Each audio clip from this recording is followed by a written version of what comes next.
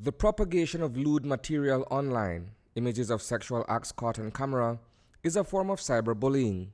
This harmful, coercive behavior has become increasingly common, particularly among teenagers, in order to provoke a reaction, disturbance, or for one's own personal amusement.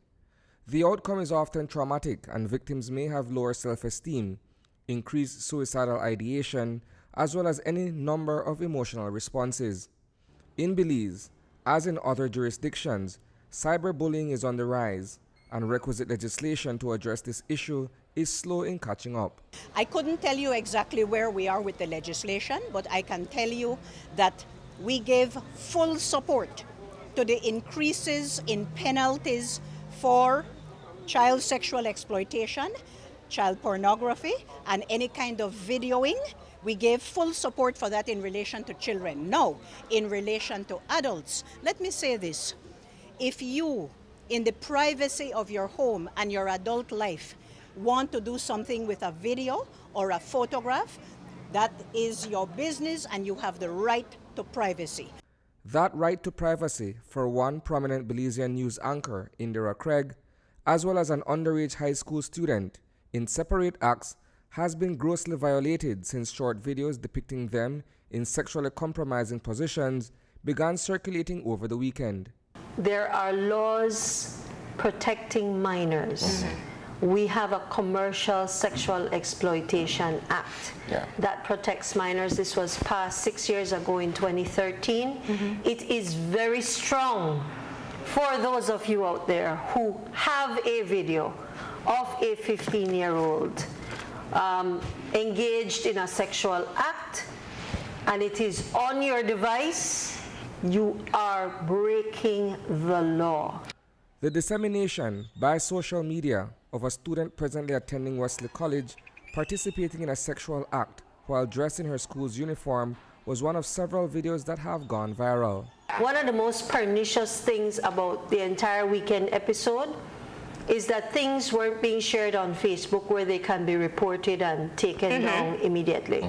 They were being shared via WhatsApp and in a few cases via Messenger inbox. Okay? It's harder on Messenger inbox, but you can report it. WhatsApp is absolutely difficult to police. But for those of you who possess any of those videos, you are liable for a criminal offense. Today, that teenager is not at school, and her guardians have been advised by the administration to seek counseling for her. The actions taken by those who choose to spread the damaging content is beyond despicable. Now, when nasty people, malicious people, want to get that out there to damage your character and to damage your ability, right now, the one over the weekend isn't the only one. We have the one of the teacher in Orange Walk, a teacher in the classroom for so many years. Now, when that is happening, I want to say, I am not there at the table, but I want to say that we have to try to clamp down on that, because that is bad to violate people's human dignity and their privacy. While there is legislation that protects minors from being sexually exploited in such manner, there is nothing in our statement of fundamental laws that safeguards adults, aside from their unconditional right to privacy. Everybody makes personal decisions, and whether you initially consent or not, you have an absolute right to privacy. The Constitution guarantees you the right to privacy. The problem is we don't have laws like in Trinidad that criminalize the unauthorized distribution of images or video. In the absence of laws that prohibit cyberbullying, there is an urge for legislation to be drafted, presented, and ratified. Well, we have to move up quick.